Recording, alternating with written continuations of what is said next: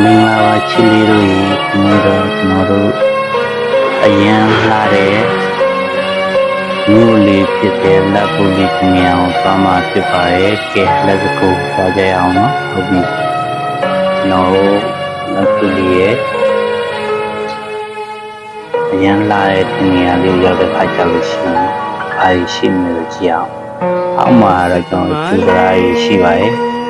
ကျူဒရာကြီးပြီးရင်လမ်းလျှောက်ပြီးတော့တက်ပုံတဲ့နေရာလေးရှိပါရဲ့ဟိုကနေကြည့်နေလို့ရှိရင်ရှုပ်နေအားလာရကဲဟုတ်ပြီဒါလေးတွေကျွန်တော်ပြလို့ပြီးပြီဆိုလို့ရှိရင်เนาะကျွန်တော်တို့အောက်ဆင်းပြီးတော့အဲ့ဒီကျူဒရာကြီးသွားကြရအောင် let's go သွားအောင်เนาะဟုတ်ပြီဒါတော့ဘာနေပါပြီကျွန်တော်တို့ကျူဒရာကိုရောက်ပါမယ်ကျူဒရာရောက်ပါမယ်ကျူဒရာကိုလမ်းလျှောက်ပြီးတော့ဒီပတ်ချလည်းမှရှိရဲ့တပုံခဲ့တဲ့နေရာလေးကိုကျွန်တော်ရိုက်ပြသွားမှာဖြစ်ပါရဲ့ဒီတော့ကျွန်တော်တို့ကြီးထပ်ပြီးတော့ဆက်ပါမယ်ဒါတော့ဝတ္တနာလို့ခေါ်ရဲ့ကြောက်ကူဖျားလို့ခေါ်ပါတယ်ပေါ့နော်အဲကြောက်ကူဖျားစီကျွန်တော်ဆက်ပြီးတော့ကြီးထရအောင်ကြောက်ကူဖျားကိုရောက်တဲ့အခါကျလို့အဲမှာတိုင်ကူထဲမှာတော့အားယူလိုက်ရအလားတရားရင်းနဲ့ပြည့်စုံတယ်လို့ပြောတော့ဒီတိုင်ကူရအထဲမှာတော့မီးတွေနဲ့တအားကြီးဆင်လာတော့အရင်အလားပြီးပြောမလို့တပုံရိုက်မယ်ဆိုတဲ့သူတွေတော့အရန်ကိုအဆင်ပြေတယ်အဲမှာရုပ်ပွားတော့လေတအားကြည့်နေဖို့ကောင်းတယ်ဒါတော့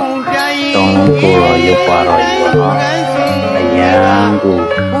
တပ်ပေပြီးတော့ကြည့်ဖို့တအားကောင်းနေပြအဲဒီမှာတော့သူတွေအများကြီးတောင်းခဲ့ပါရဲ့သူတောင်းတော့ပြင်မလားမပြင်မလားတော့မကြည့်သူတော့တောင်းနေကြတော့နော်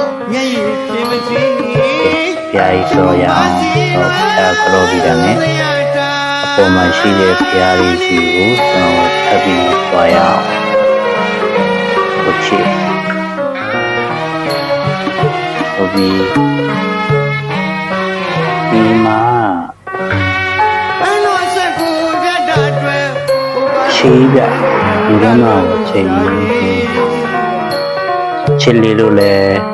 သွားစီချင်တဲ့နေရာလေး